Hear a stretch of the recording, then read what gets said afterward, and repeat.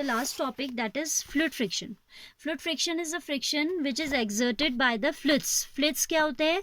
Gas भी होते हैं और आपके liquids भी होते हैं. Liquids and gases combinedly known as fluids. You know that air is also very light and thin. Still it exerts friction on objects moving through it. Similarly, water and other liquids exert force on friction when objects move through them. ठीक है?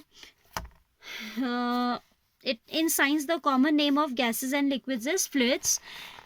We can say that the fluids exerts a force of friction on the object of in motion through them. कोई object अगर fluid से भी motion कर रहा है तो उनमें भी क्या लगता है? फ्रिक्शन लगता है. और फ्रिक्शन का पर्टिकुलर नेम होता है, what name we are provide, it is provided drag. ठीक है, drag is the friction exerted by fluids. The very important, the friction force on an object in a fluid depends on its speed with respect to the fluid. अब ये किस पे depend करता है? एक तो स्पीड पे डिपेंड करता है. Faster object will feel lesser friction. The friction force also depend on the shape. Very important point, that it depends on the shape of the object and the nature of the fluid. ठीक है, एक तो आपका shape पे depend करता है और fluid आपका जितना विस्कस होगा, viscous you know, dense, or you can say गाढ़ा in your common language. तो suppose a fish is there to swim in water and in honey, of course, just an imagination. ठीक है, this is, आप ये मत कहिएगा कि हनी में कैसे जाएगी fish. I am saying you to imagine. तो आपका ऑब्वियसली जो फिश होगी वो इजीली स्विम कर पाएगी किस पे?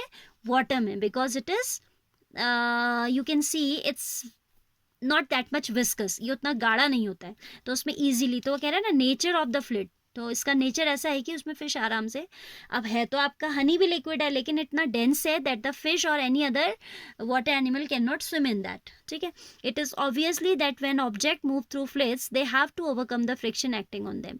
अब इस फ्रिक्शन को ओवरकम करने के लिए नेचर ने उनको हेल्प किया है. That nature has provided them a particular shape, them a special shape. In this process they lose energy. Efforts are therefore made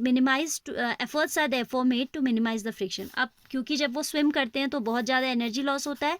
In order to minimize this friction, objects are given special shapes. आपने fish का shape देखा होगा, ऐसा होता है, pointed from the back as well as pointed from the front. सामने से भी pointed, from the back also you can see. Fails होती हैं, डॉल्फिन्स होती हैं, सारी ऐसी होती हैं.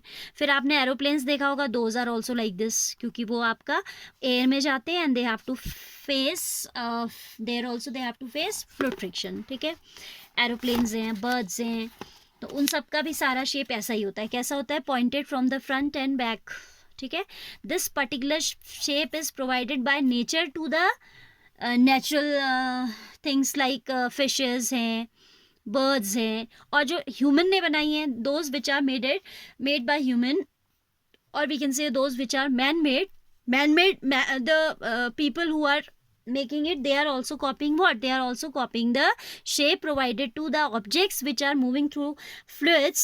They are copying that. जैसे आपने देखा होगा कि बोट भी आपकी ऐसी होती है, पॉइंटेड होती है. हमें एक आइडिया मिलता, कॉपी करना भी नहीं कहते, उससे आइडिया लेना कहते हैं ना.